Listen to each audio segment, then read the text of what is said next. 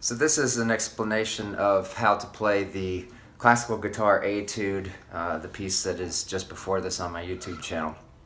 It starts and throughout uses a lot of 7th chord formations, so at the 14th fret, 5th string, and then right behind that the major third on the 13th fret, and then the 7th, so, and then it switches to the 12th fret, still holding on that same note, 13th fret on the D string. So then back to a 7th chord formation on the G note, and then I pick up the open E string to walk it down somewhat chromatically. Same 7th chord formation on the 8th fret, then half step down, and then open A, and then the minor third played the C on the G string, 5th fret.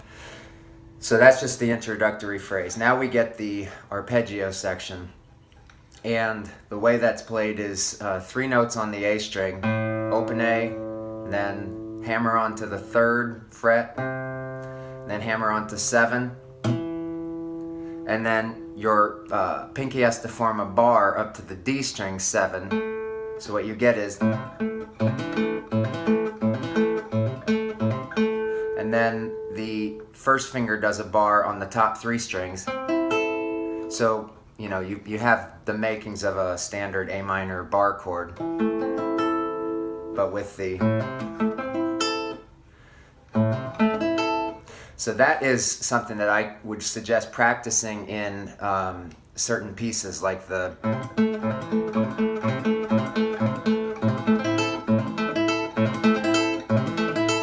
and then it goes up to the 12th fret high E string, and then a minor arpeggio descending, and then a similar formation for an E minor arpeggio. So hammer on from the open E to 3 to 7, and then pinky bars 7 on the A string. And then the top 3 notes just open. And then a descending, it's the same shape as the A, but for the E minor, at the 7th fret to 3, and then on the high E, then 5 on the B string, 4 on the G, 5 on the D, and then 7 on the A string. So the way that that is going on the right hand, so I get that high note with a rest stroke by the ring finger, pull off, and then the ring finger again, which sets you up to use every other finger in order. So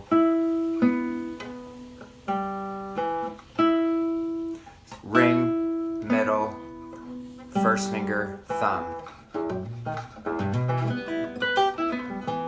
So far we have the,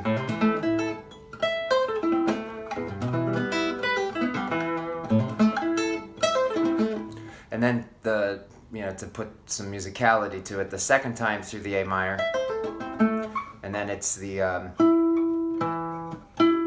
just octave. So it's very much like a Paganini etude.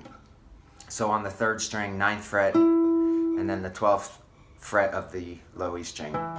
So far.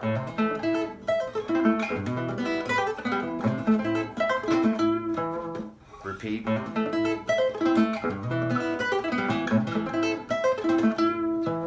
Now it switches to major, and a similar formation.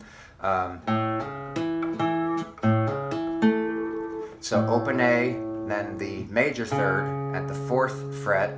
Now I use my ring here at 7, so it's all on the A so far. And then pinky behind it on the D string, and then on the 3rd string 6th fret, and then 5th fret, the top 2. So that piece of it is just like if you were playing an A major bar chord, but except that the first 2 notes are hammered on. Well, I guess the first 3 notes are hammered on, but at that point you're just, and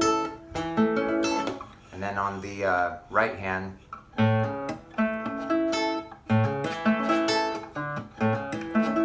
so it's just rolling through. That's what makes it so effective.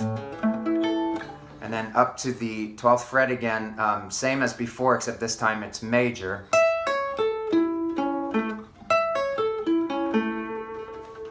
So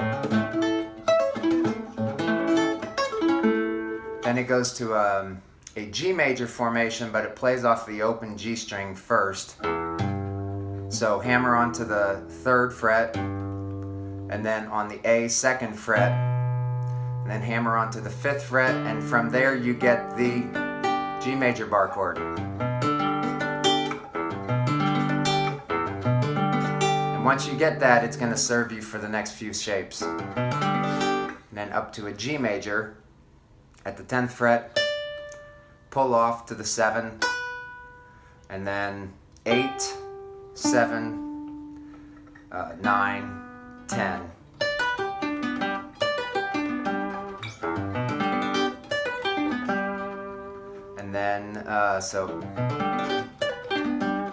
And then repeat the same shape, but stay in that same position.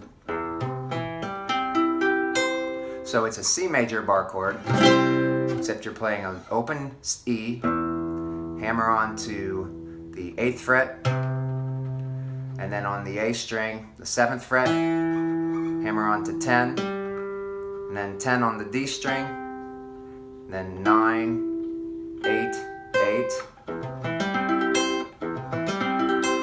You have to reach a little bit to get the high C formation coming down. So it's at the 15th fret, and then 12, and then 13, 12, 14, 15. So don't do it like that. And then to B major.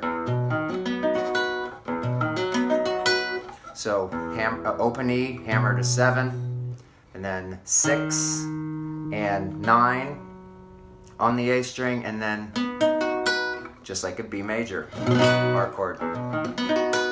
And then in the piece it is the same, you would expect the B major, except it's played in a sequence like, and then we get the 7th chords, open E,